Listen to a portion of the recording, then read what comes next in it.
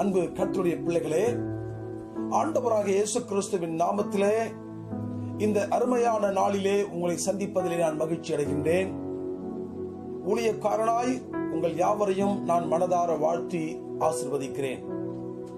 இன்றைய நாளிலும் கூட நாம் தியானத்திற்கு எடுத்துக்கொள்ளப் போகிற சத்திய பகுதி சங்கீதங்களின் புஸ்தகம் 37வது சங்கீதம் 4வது வசனத்தை இன்றைக்கு நாம் தியானத்துக்கு எடுத்துக்கொள்ளப் போகிறோம்.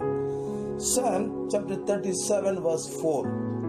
சங்கீதம் 37 4வது வசனத்தினுடைய பின்பகுதி சொல்லுகிறது, அவர் உன் இருதயத்தின் வேண்டுதல்களை உனக்கு அருள் செய்வார் என்று எழுதப்பட்டிருக்கிறது. எனக்கு அன்பான கர்த்தருடைய பிள்ளைகளே, ஆண்டவராகிய தேவன் நம்முடைய இருதயத்தின் வேண்டுதல்களை அருள் செய்யக்கூடிய ஆண்டவராய் இருக்கிறார்.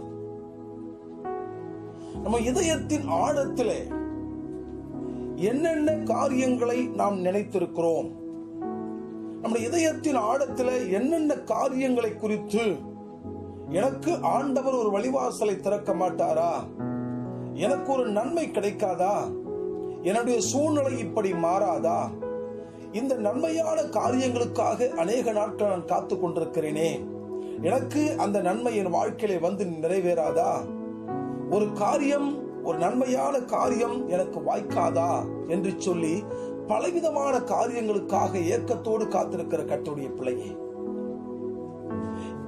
எத்தனை ஏமாற்றங்கள், எத்தனை குறைவுகள், எத்தனையோ காரியங்களிலே மனம் நொடிந்து போய் அமர்ந்திருக்கிற கர்த்தருடைய பிள்ளையே, வேதம் சொல்லுகிறது, ஆண்டவராகிய தேவன் நம்முடைய இதயத்தினுடைய வேண்டுதல்களை அருள் செய்யக்கூடிய ஆண்டவராக இருக்கிறார்.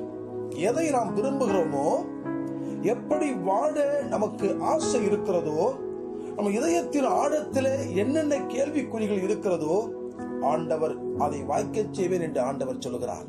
எனக்கு அன்பான கர்த்தருடைய பிள்ளையே, நாம் கண்ணிருந்தும் பார்க்காத, காதிருந்தும் கேட்காத, வாயிருந்தும் பேசாத தெய்வத்தை நாம் ஆராதிக்கவில்லை. நம்ம விசாரிக்கிற தெய்வத்தை, நம்மோடு கூட பேசக்கூடிய தெய்வத்தை நாம் ஆராதித்துக் கொண்டிருக்கிறோம். ஜெபத்தை கேட்கிற ஆண்டவர் இன்றைக்கே இந்த வார்த்தையின்படி உன் இருதயத்தின் வேண்டுதல்களை உனக்கு அருள் செய்து நீ விரும்புகிற காரியத்தை இந்த நாளிலேயே உனக்கு வாய்க்க செய்வது அதிக நிச்சயமாயிருக்கிறது. எதை குறித்தும் கவலைப்படாதிருங்கள், விசாரிக்க யாருமில்லை என்று கவலைப்படாதிருங்கள்.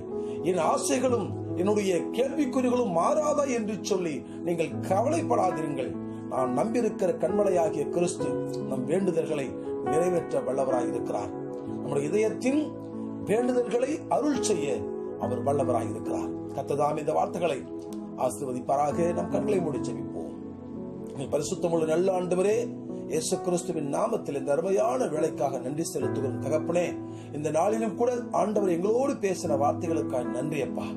தகப்பனே, இந்த நிகழ்ச்சியை பார்த்து கொண்டிருக்கிற ஒவ்வொரு பிள்ளைகளுடைய வாழ்க்கையிலே அவர் இதயத்தின் ஆழத்தில் என்ன விரும்புகிறார்களோ கர்த்தர் அதிலே அருள் செய்து அதனை வாய்க்க செய்யும்படிக்கு நாங்கள் ஜெபிக்கிறோம்.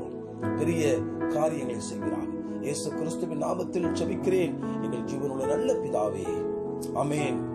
அன்பானவர்களே, நல்ல ஒரு வார்த்தை கேட்டோம். நாளை காலை மீண்டுமாக நல்ல ஒரு வார்த்தையோடு உங்களை சந்திக்கிறேன்.